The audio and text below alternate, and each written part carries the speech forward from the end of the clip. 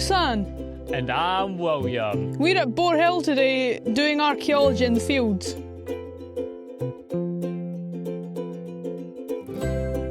Who are you and what do you do?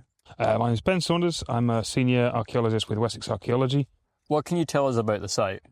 So this site at Chesterhill is on the north coast of Fife, and it is an area that's been reported to have kist graves, so stone-lined box graves in it for the last half a century or so. The first one was identified in the 1940s, and then there's been occasional finds of those throughout the mid-20th century.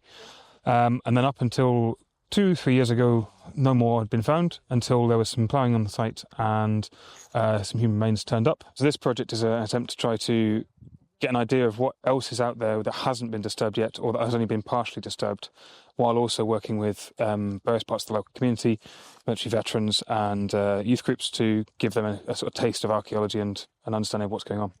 Who are you and what do you do?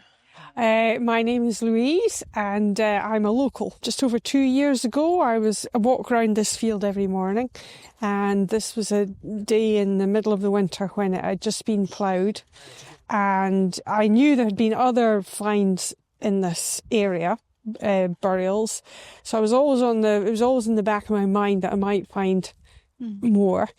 And this particular morning the sun was just coming up, it was low in the sky over there.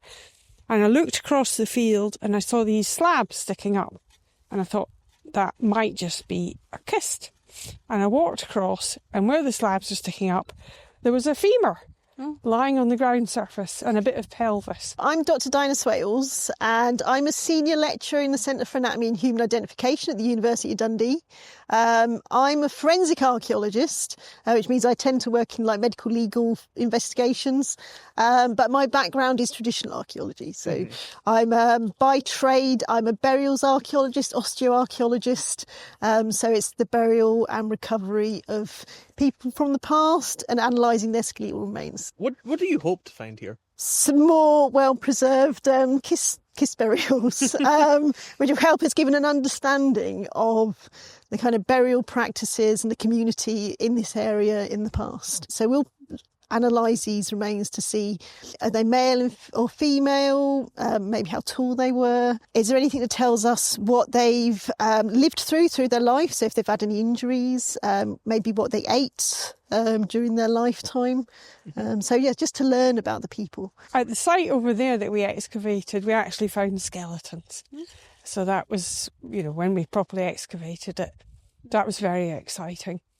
I'm not an archaeologist, so I don't know if that's going to be possible here, but that would be wonderful. But just to have it confirmed that it is a kist burial would be really good, really exciting. So what is the next steps with the project? You want to do a geophysical survey, try and see what's underneath the ground from the ground surface using those techniques, and then target the areas that look most likely to be burials. Where will the artefacts go after the dig?